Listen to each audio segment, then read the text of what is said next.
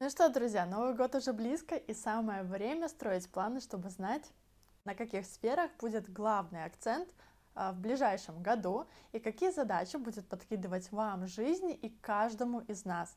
И в этом видео мы будем разбирать годовой гороскоп для восходящих тельцов. А это канал Астрогайд, твой проводник в мир астрологии простым и современным языком. Я его ведущая Александра Ващилко. Поехали!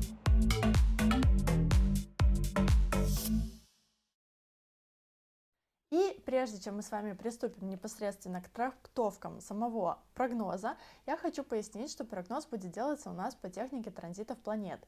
И так как планеты у нас на небе постоянно двигаются, то по их движению и перемещению мы с вами делаем определенные выводы. Потому что транзит планет – это положение планет на небе в рассматриваемый нами промежуток времени. В нашем случае это 2024 год. И, соответственно, мы с вами посмотрим, какая планета в каком знаке зодиака и в каком доме гороскопа будет находиться для вас. И сделаем соответствующие выводы. И я также напоминаю, что гороскопы на этом канале я рассматриваю именно в ведическом стиле. И в описании под этим видео размещена ссылка на сайт, где вы можете построить свой персональный гороскоп и узнать свой восходящий знак.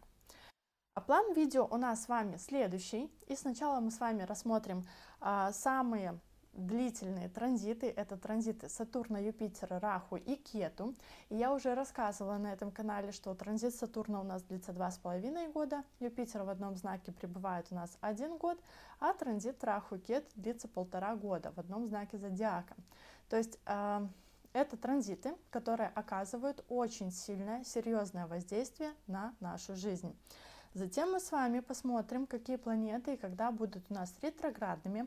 После мы обсудим с вами коридор затмений и напоследок сделаем обзор по движению быстрых планет и определим наиболее значимые даты и влияние на сферу здоровья, карьеры, финансов и личной жизни, потому что это наиболее запрашиваемые на консультациях темы. Ну что, давайте приступать к разбору. Восходящие тельцы.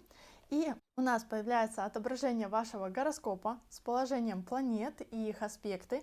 И сразу не пугайтесь, сейчас все пошагово будем расшифровывать. И начнем мы, конечно же, с анализа Сатурна, который на протяжении 2024 года будет находиться в 10-м доме вашего гороскопа. А 10-й дом гороскопа – это у нас про карьеру, социальную реализацию, профессиональные достижения. И, конечно, такой Сатурн обещает вам продвижение по карьерной лестнице, либо смену работы, либо получение какого-то нового статуса. Если до сих пор вы свою работу еще не поменяли или до сих пор не продвинулись по карьерной лестнице, то в 2024 году у вас на это есть большие шансы. И это, скажем так, будет не просто повышение, потому что вы классно, например, и очень много улыбаетесь. А надо помнить, что Сатурн – это у нас планета дисциплины, упорного труда, трудолюбия. И рост вашего авторитета, он полностью зависит именно от ваших профессиональных качеств, от того, насколько профессионально вы выполняете свою работу и как качественно вы вникаете в рабочие вопросы. И Сатурн в какой-то степени, он даже проверяет человека на прочность. А готов ли ты сейчас пойти в рост и занять вот эту новую должность? Или тебе все-таки надо еще приобрести какие-то навыки для того, чтобы стать лучше и только тогда показать всем, что ты есть первоклассный специалист? И, конечно, при таком положении у человека возникают амбиции, ему хочется занять какой-то ответственный пост, либо быть руководителем собственного отдела. То есть ему хочется власти и самостоятельности, но, возможно, это только при должном упорстве, потому что Сатурн, он как бы намеренно ограничивает человека и дает вот эти препятствия. Это Сатурн проводит экзамен из серии как бы потянешь ты или не потянешь, а готов ли ты взвалить на свои плечи вот эту ответственность или тебе еще рано. И, скажем так, стиснув зубы, все равно нужно стараться идти к своей цели, несмотря даже на тяжелый и рутинный труд в профессиональной деятельности. Но при этом, если вы с этим справитесь, то результаты вас однозначно сильно порадуют. Тем более, что Сатурн является в вашем гороскопе йога-каракой, то есть он очень сильный. И с одной стороны, он дает вам вот эти сильные ограничения и гораздо сильнее проверяет вас на прочность, чем другие знаки зодиака, но с другой стороны, результаты будут тоже очень значимыми в вашей жизни, поэтому вы на 100% останетесь довольны. И даже получив новое назначение, помните, что расслабляться здесь не стоит. И вам придется, уже будучи на новой должности, в новом статусе, тоже доказывать, что вы этого достойны, и завоевывать авторитет среди нового круга профессионалов, чтобы, скажем так, стать своим вот в этой новой группировке. И также для профессионального роста и приобретения профессиональных навыков вы можете обратиться даже за помощью к старшим товарищам, либо каким-то авторитетным людям, которые в том числе старше вас по возрасту, для того, чтобы они, скажем так, своим опытом, своим взглядом на ситуацию оказали вам содействие и вот в этом профессиональном достижении. И может быть даже такая ситуация, что вроде бы пошел за советом, а получил даже работу. И также Сатурн, как управитель 9-го дома, указывает, что абсолютно все, чему вы будете учиться, в чем вы будете приобретать вот этот новый навык, все это может стать для вас хорошим ресурсом именно для профессионального развития. Но об обучении мы с вами поговорим позже, когда перейдем к рассмотрению нашего Юпитера, потому что, я вкратце тоже так скажу, что Юпитер обещает вам прохождение каких-то курсов какого-то нового обучения. И вполне возможно, что навыки, приобретенные вследствие этого обучения, в том числе помогут вам в достижении ваших профессиональных высот. И кроме того, такое положение может указывать, что вы в том числе можете заниматься пропагандой или каким-то образом стать вдохновителем для других людей, которые в какой-то степени продвигают в массы определенные идеи и мысли. И Сатурн также аспектирует 12-й дом гороскопа, а значит, вы можете в какие-то моменты уходить вглубь себя для того, чтобы подумать над смыслом этой жизни, над смыслом того, как устроен мир, у кого какие роли и так далее. То есть, скажем так, немножко покопаться в глубине себя, вообще в своей жизненной позиции, в поведении других людей и так далее. И, возможно, кто-то из вас начнет даже изучать астрологию, либо погружаться в какие-то психологические, философские знания, либо начнет практиковать, например, йогу. И также Сатурн своим аспектом поднимает вопросы с недвижимостью и местом вашего проживания. И в этот период вы можете совершать даже дальние поездки какие-то, потому что Сатурн аспектирует и 4-й, и 12-й дома гороскопа, и при этом управляет 9-м домом поездок. Поэтому поездки могут, скажем так, иметь даже какой-то долгосрочный характер. Кто-то может переехать, например, в соседнюю страну, либо это будет просто отпуск и поездка на далекие расстояния, за пару тысяч километров.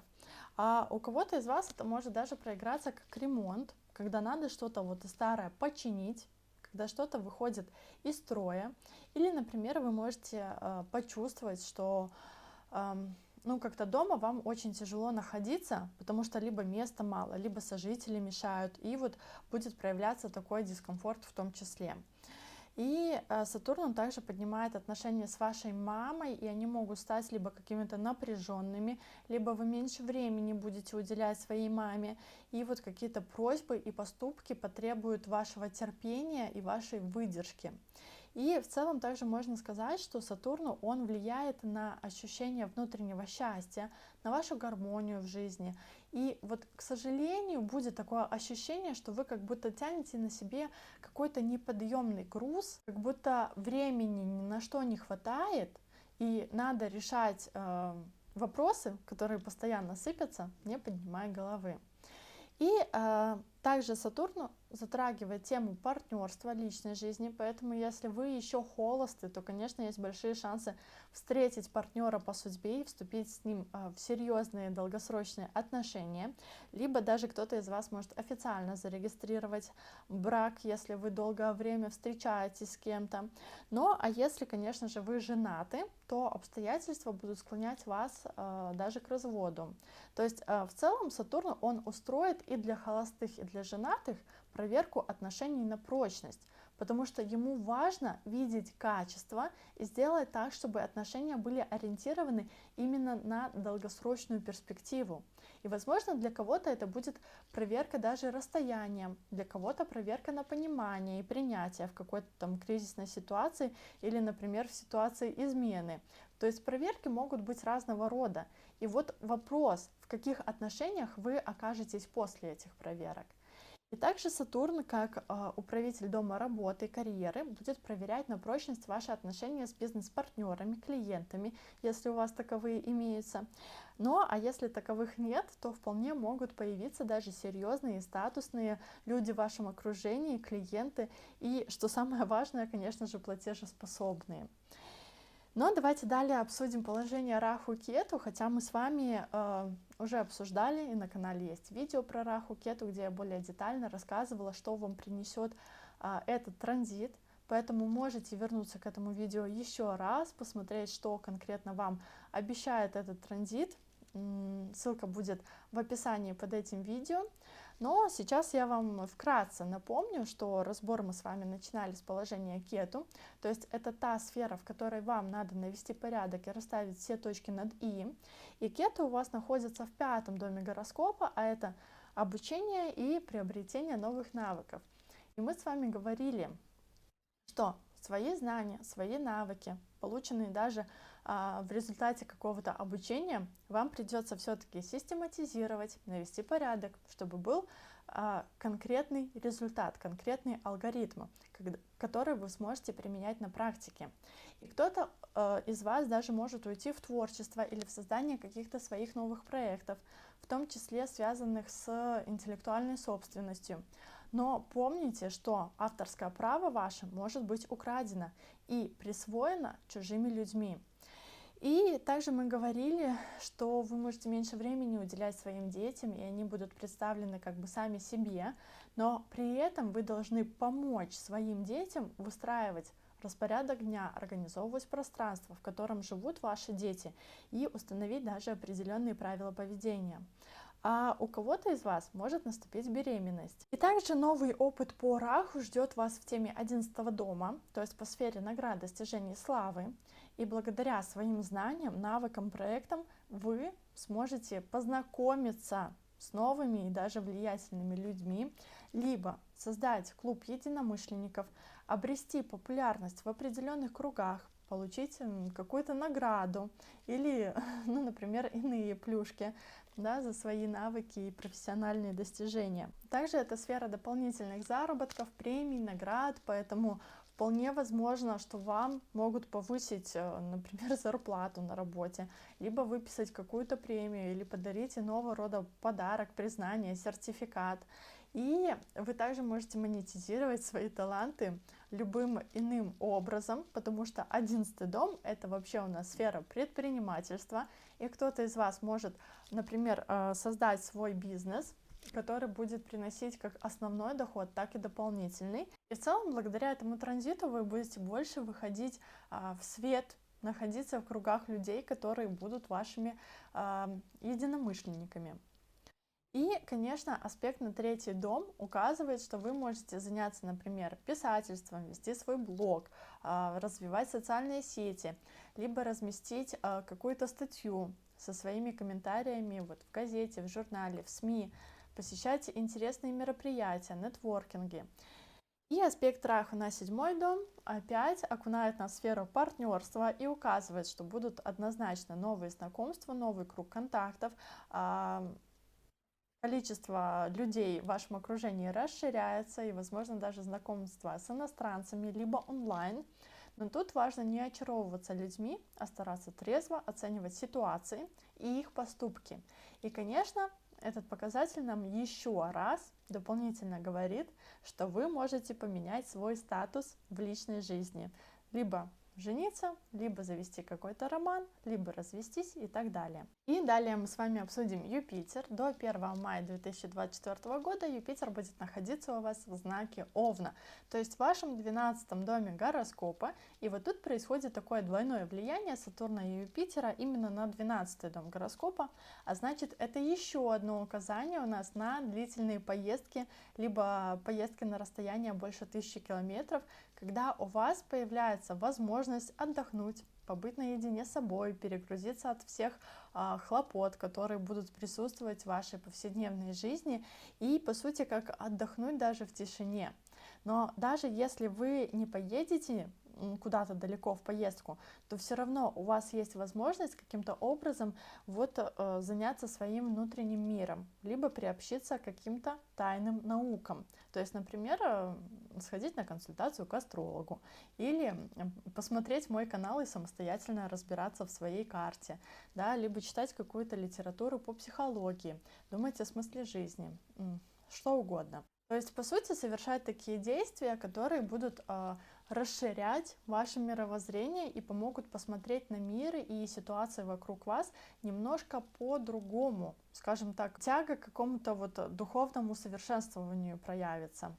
И, может быть, кто-то из вас примет участие даже в благотворительности или иными способами будет оказывать помощь тем, кто нуждается в ней. Но на самом деле Юпитер в 12-м доме вашего гороскопа, он шел транзитом уже и в 2023 году. Поэтому вполне у кого-то из вас уже могли произойти перечисленные обстоятельства, а у кого-то шанс испытать все это еще открыт до 1 мая 2024 года. Но на слайде у нас не показано, но Юпитеру также аспектирует еще 4-й дом гороскопа, и, как мы говорили, это может проиграться не только как путешествие, а как то, что кто-то из вас меняет свое место жительства, например, переезжает в другую квартиру, либо приобретает какое-то собственное жилье, либо могут присутствовать иные махинации с недвижимостью, ну а кто-то из вас может даже эмигрировать. И также в этот период для вас актуальна тема лечения, обследования, и могут подниматься вопросы по здоровью, которые в том числе в какой-то степени могут поместить вас в изоляцию, например, в больницу, либо на домашнее лечение, где вы тоже абстрагируетесь от окружающей суматохи, от ваших повседневных дел. И причем болезнь эта может иметь даже резкий характер и обостриться в тот момент, когда вы этого и не ждали. А вот 1 мая 2024 года Юпитер переходит уже в 1-й дом вашего гороскопа, и вектор внимания во второй половине года смещается однозначно на другие темы. И в первую очередь это тема вашей внешности, и это в целом тема самой личности. Так вот, что касается внешности, то Юпитер символизирует у нас расширение. Поэтому для многих девушек будет сейчас, прям очень плохая новость. Даже если вы на правильном питании, то вы можете начать прилично так набирать вес в этот период. Ну, а если мы говорим про саму личность, то это больше все-таки символизирует приобретение каких-то новых навыков, новых знаний и прохождение обучения. И в целом это также влияет и на характер человека, то есть его манеру поведения. И человек становится более доброжелательным, благодушным. И это такой период личностного роста. И Юпитер нам также обещает, что человек может получить какой-то даже новый статус или новую руководящую должность. Либо кто-то из вас откроет свое дело и станет таким полноправным начальником. То есть растет авторитет и экспертность человека. И также, если до 1 мая вы мучились какой-то болезнью, проходили лечение, то после 1 мая станет легче, и ваше физическое и психологическое состояние улучшится. И давайте пройдемся кратко по аспектам. Юпитер будет у нас давать аспект на 5-й дом гороскопа, но про обучение мы с вами уже многократно поговорили в этом видео, хотя это очень значимый аспект, и если вы планируете поступать в какой-то вуз, значит все пройдет для вас легко и хорошо, однозначно поступите. И также этот аспект открывает зеленый коридор для того, чтобы произошла беременность. Но и беременность, понятное дело, как бы сама собой не происходит, поэтому Юпитер у нас также аспектирует 7-й дом гороскопа. И в целом 7-й дом получает 3 аспекта. И, как мы говорили ранее, Юпитер еще раз нам подтверждает, что вот кто-то из вас вступит в отношения, причем вступит в них официально даже. Но для кого-то из вас будут испытания, потому что Юпитер, он все-таки управитель 8-го дома. Это дом тайн, кризисов, каких-то непредвиденных ситуаций. И либо какую-то информацию вы будете держать в тайне от своего партнера, либо, например, вы будете скрывать отношения с кем-то. Поэтому в личной жизни могут присутствовать такие качели туда-сюда, ну, к этому надо подготовиться. И Юпитер у нас также аспектирует 9-й дом гороскопа, а значит, вы будете решать какие-то проблемы, точнее, какие-то вопросы, причем юридические, с государством, властью, но в том числе могут и быть какие-то неприятности и трудности в отношениях с ними. А также ваше руководство на работе может вас заметить, и вы будете решать со своим руководством какие-то рабочие вопросы, моменты, которые в том числе помогут вам в дальнейшем продвижении. Но без подводных камней и без неприятных нюансов однозначно не обойти, но вы с этим прекрасно справитесь. И давайте перейдем к рассмотрению ретроградности. Есть у нас еще в астрологии такое понятие, как ретроградность планет, когда могут происходить какие-то задержки, либо все идет не по плану, и вас вот как будто возвращают назад, в исходную точку, то есть из серии, что либо доделай, либо что-то переделай, сделай это по-другому, по-новому, и вообще подумай, надо оно тебе или не надо. И вот, например, вы видите на слайде, когда у нас Меркурий будет ретроградным. И я думаю, вы все уже слышали про ретроградный Меркурий, потому что обычно все косяки в своей жизни люди списывают именно на него. Но, конечно, в ретроградный Меркурий рекомендуется перепроверять все свои договоренности, уточнять у людей, правильно ли вы друг друга поняли или неправильно, что вы услышали, то есть переуточнять, перепроверять всю входящую информацию, документы, которые вы оформляете, вы подписываете. По сути, вот все просто по 10 раз перепроверять. И начинать какие-то новые проекты тоже в ретроградный Меркурий однозначно не рекомендуется, а вот подчищать косяки, хвосты где-то дотягивать однозначно рекомендуется. И вот, например, если вы также устраиваетесь на работу в период ретроградного Меркурия, то подписывать документы об официальном трудоустройстве в этот период лучше не надо. Иначе ваше сотрудничество, оно просто будет очень краткосрочным. Поэтому лучше, конечно же, выбрать какие-то другие даты. Или вот также очень часто в ретроградный Меркурий техника выходит из строя. Могут происходить разные косяки. Также Марс у нас будет ретроградный с декабря 2024 года. И вот этот кусочек декабря, он мало того, что будет ретроградным, так он будет находиться еще и в знаке своего падения. И находиться он будет в 3-м доме вашего гороскопа. Поэтому могут происходить какие-то проблемы с документами. Например, они будут заполняться с ошибками, либо будут иного рода сложности, препятствия по оформлению этих документов. То есть, например, там невозможно записаться в посольство, или там, например, ответственное лицо заболело и так далее. Либо в жизни ваших братьев и сестер, или в жизни ваших близких друзей могут происходить какие-то неприятные, даже кризисные ситуации. И в лучшей степени кто-то просто заболеет, а в худшей кто-то травмируется, либо влипнет прям в совсем серьезную неразрешимую ситуацию. И в этот период им очень потребуется ваша помощь, где надо взять вот волю в кулак, решать эти вопросы. Но также у кого-то из вас могут быть проблемы с законом, с властью, либо всплывут какие-то там неоплаченные штрафы, либо могут быть какие-то там выписаны претензии в ваш адрес и так далее. И также вы видите периода ретроградности Сатурна и Юпитера, это 2 большие планеты, и они с большего будут возвращать вас именно в нерешенные задачи по своим темам, которые мы уже обсуждали в этом видео. И по этим темам могут быть какие-то задержки по реализации задуманного. Ну, например, там по Сатурну будут задержки в каких-то рабочих процессах, да, рабочие вопросы, они будут решаться достаточно медленно, и надо будет дорабатывать стратегию своего продвижения. То есть обратить внимание на какие-то нюансы. Как будто вы делаете шаг вперед, но при этом откатываетесь на 2 шага назад и двигаетесь со скоростью черепахи. То есть у вас не все будет получаться с первого раза, поэтому абсолютно не стоит паниковать, и это явление временное. И лучше это время все-таки посвятить планированию, подготовке к каким-то вот черновым работам, чтобы потом в подходящий момент, когда они перестанут быть ретроградными, просто взять и выстрелить. И аналогичная ситуация у нас и с Юпитером. То есть он может давать какие-то задержки, например, с оформлением брака. Либо если вы не будете состоять в отношениях, то появление партнера в этот период также ожидать не стоит. И в лучшем случае это появится кто-то из ваших бывших, да, с кем у вас остались нерешенные вопросы. Также этот период может вернуть вас к теме, например, своей реализации, к проявлению своей экспертности.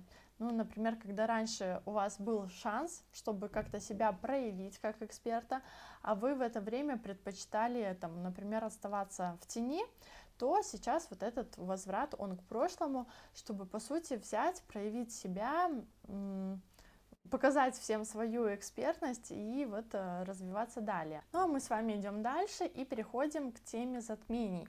И я думаю, что вы не раз на просторах интернета слышали, как астрологи всех страшат этими коридорами затмений, но давайте разбираться. У нас в 2024 году с вами будет 2 коридора затмений. Одно весеннее, второе осеннее. И длится коридор затмений у нас ровненько 2 недели, 14 дней. Он всегда происходит на оси Раху и Кету, то есть по вашим кармическим задачам, которые мы с вами обсуждали в этом видео. И по сути это своего рода такой экзамен, проверка, либо для кого-то как наставление, да, то есть чтобы понять, ну, реализовываете вы свою кармическую задачу или не реализовываете. И в какой-то степени вот будут приходить в вашу жизнь обстоятельства, которые показывают вам направление и вектор, куда надо двигаться дальше. Ну, либо на что обратить внимание, над чем стоит поработать, чтобы сделать определенные выводы. И именно в коридор затмений, либо чуть-чуть позже, могут происходить какие-то нежданные, негаданные события, которые будут в том числе для кого-то они будут позитивные, а у кого-то будут вызывать стресс. Ну, все это явление временное. И вот тут важный нюанс, что по моей статистике какие-то люди более чувствительны все-таки к весенним затмениям, а осенние для них ничего не происходит, то есть жизнь как шла, так и проходит. Но другая часть людей все-таки больше чувствительна к осенним затмениям, а весенние для них мимо, ничего не замечают. А вот в осенние происходит какой-то стресс и такие серьезные перемены в жизни. Но, опять же, да, у кого-то они будут позитивные, у кого-то через кризисы. И вот сейчас для себя в том числе попробуйте вспомнить предыдущие годы своей жизни и когда затмения оказывали на вас, скажем так, больший эффект. Весной и летом, либо зимой и осенью. Но вернемся мы к нашим затмениям 2024 года. И весной коридор у нас открывает лунное затмение 25 марта в знаке Девы. Закрывает коридор затмений у нас солнечное затмение 8 апреля в знаке Рыб. И, как правило, лунное затмение, оно все-таки больше действует на девушек, солнечное затмение, оно как бы больше действует на парней, но, тем не менее, все равно за 3 дня до начала коридора затмений, 3 дня после, все-таки старайтесь держать еще себя в руках, потому что могут быть сильные эмоциональные всплески в том числе. Но, тем не менее, лунное затмение у вас, тельцы, будет в 5-м доме гороскопа, а это сфера, в которой вам надо наводить порядок по кету, то есть как мы с вами обсуждали ранее. И вполне вероятно, что вы можете быть вовлечены, даже эмоционально вовлечены в тему деторождения, либо воспитания своих детей. И вот, например, если ранее вы не хотели детей, то сейчас вы можете задуматься над планированием ребенка, либо пересмотреть какие-то моменты воспитания детей, либо можете случайно узнать, например, что беременны.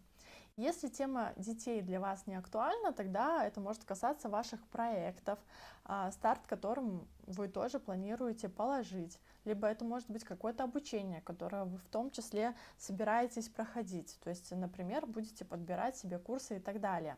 Но это еще не факт, что прямо сейчас вы пойдете учиться. Но обдумывать эту тему однозначно начнете. А к завершению коридора затмений по Солнцу вам надо сесть и подумать, куда вы все-таки идете, да, где и с кем вы все-таки планируете реализовываться, какие действия вам надо предпринимать в этом направлении, то есть все, что мы обсуждали с вами по Раху. Но, по крайней мере, сейчас вам придется выработать для себя план на ближайшие полгода, потому что, как правило, результаты одного коридора затмений действуют именно полгода до начала следующего коридора затмений. А вот осенний коридор затмений уже открывает лунное затмение 18 сентября, но в знаке Рыб, а закрывает его солнечное затмение 2 октября, но уже в знаке Девы. И по лунному затмению, которое будет находиться у вас в 11 доме гороскопа, вам придется пересмотреть свое окружение, свой круг контактов. Может, кто-то из вас вызовет определенные эмоции, заставит пофилософствовать на тему ваших взаимоотношений. Хотя это могут быть и разного рода подарки судьбы. Или вы начнете, например, обдумывать тему своих финансов, своих заработков. А вот по солнечному затмению есть возможность уже перейти к активным действиям и записаться на какие-то курсы, обучение, посещать мероприятия, которые в том числе окажут поддержку вам, вашей профессиональной деятельности. Либо можно просто податься в какие-то творческие направления, либо наводить порядок по теме деторождения и воспитания детей, менять какие-то принципы, менять подходы и так далее. Но кому-то придется, например, устанавливать новые правила в процессе обучения ребенка, да, кому-то планировать процесс, например, родов, либо кому-то придется выстраивать из вас стратегию развития своего проекта, который будет для вас вашим детищем, вашим ребенком. Мы с вами идем дальше и сейчас рассмотрим более мелкие промежутки года, когда стоит ожидать то либо иное событие. И я напоминаю, что это все-таки общая тенденция, и кому-то из вас ваш личный персональный гороскоп подтвердит эти события, да, кого-то все-таки может и защитить. Поэтому сейчас у нас таких слайдов будет 4 штуки, 4 темы, и обязательно ставьте видео на паузу, либо сделайте принтскрин, чтобы сохранить себе информацию. А мы начнем с темы здоровья. И первый пункт — это обследование, чекап организма. И тут период у вас, скажем так, небольшой, конец апреля и май месяц. Еще как вариант, этот период может символизировать какое-то социальное отстранение, то есть когда вы будете не столько активны в своей повседневной жизни, как будто перешли немножко на такой сберегающий режим, отстранились от всех. Далее, лечение, и это тоже наиболее вероятные даты, когда кто-то из вас будет витамины, БАДы принимать, а кто-то из вас может заниматься профилактикой своего здоровья, потому что там наступит обострение, например, заболевания, да, то есть кому-то придется проходить более серьезное медикаментозное лечение. И последние даты в плане здоровья — это вторая половина 2024 года, когда могут происходить какие-то неожиданные стрессы, непредвиденные ситуации, которые, опять же, могут повергнуть вас в шок. Да, и тут важно держать руку на пульсе, потому что может происходить все, что угодно. А мы с вами идем дальше, и это личная жизнь. И какие-то неприятности или расставания с партнером, например, могут происходить у вас в конце года. То есть в конце декабря, в начале января 2025 года, и кто-то из вас может поставить точку в отношениях в этот период. У кого-то это может проиграться как резкая спонтанная поездка, когда либо вы, либо партнер может куда-то уехать, да, то есть либо там в командировку, либо для решения каких-то там семейных вопросов. Это будет какое-то вынужденное расставание, да, либо иного рода преграды, препятствия войдут в вашу жизнь, либо у супруга произойдет какая-то неприятная стрессовая ситуация, поэтому его тоже важно в этот период предупредить, чтобы он был аккуратным. И это также период для скандалов, для выяснения отношений, и обстоятельства, они будут однозначно провоцировать вас на это. Но следующий пункт у нас это про процветание. Это такие благоприятные периоды романтики, периоды наслаждения личной жизнью, когда вот все на самом деле идет хорошо, красиво и как по маслу. И вот если вы, например, там холосты, то в этот период вы можете познакомиться с каким-то человеком, у вас однозначно появятся ухажеры, либо кто-то из вас в эти даты может официально вступить в брак, либо это в целом рост процветания вашего партнера, да, то есть либо там ему сопутствует удача в каких-то профессиональных вопросах. И следующий пункт это конфликты, это тоже периоды, когда обстоятельства будут вас склонять к выяснению отношений в паре, и например, может быть конфликт, потому что ваше мнение, ваши взгляды на какую-то либо ситуацию, они расходятся. Либо у кого-то из вас проиграется как болезнь партнера, у кого-то как вариант, как измена. По-всякому может быть, и у каждого тельца будет однозначно свой вариант в этот период времени. Но тут важно, опять же, контролировать свои эмоции, чтобы не наломать дров. А мы с вами идем дальше, и это карьера, социальный статус, и тут подразумевается как профессиональные достижения, так и социальная смена статуса. То есть кто-то может оформлять ВНЖ, гражданство, кто-то брак, либо развод и так далее. И вот вы на слайде видите 3 промежутка времени, которые являются наиболее благоприятными, как для карьеры, так и для подачи документов на смену своего статуса.